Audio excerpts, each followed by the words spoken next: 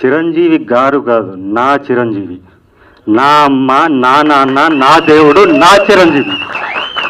ఒక కళాకారుడిగా నా ప్రతి కళానుకి జన్మనిచ్చిన చిరంజీవి. నా జీవితంలో నేను ఛాలెంజ్లో చిరంజీవిలాగా బతుకుతున్నాను. 20 సంవత్సరాల నుంచి నేను సినిమా ఇండస్ట్రీకి వచ్చినప్పుడు ఛాలెంజ్లో చిరంజీవిలా బతుకుతున్నాను, అలాగే బ్రతుకుతాను. ఇప్పుడు ఈ సినిమా చూశారు కదా, కళన్నోటి చుట్టే కాగితం తిరుగుద్దని, అది ఛాలెంజ్ నుంచి నేను ఇన్స్పైర్ అయిందే. సో అలాంటి చిరంజీవి నాలో ఎప్పుడూ ఉంటాడు. మీ అందరికీ మెగాస్టార్ కావచ్చు, పద్మ విభూషణ్ ఏది వచ్చింది, అవన్నీ చిన్నవి. చిరంజీవి అనేది శిఖరం. ఆయనకు భారత రత్న వచ్చిన కూడా చిన్నది. ఎందుకంటే ఎంతోమంది అలాంటి కళాకారుల్ని, సగటు ప్రేక్షకుల్ని అలరించి ఆయన ఒక ఇన్స్పైరింగ్ పర్సనాలిటీగా నిలిచారు.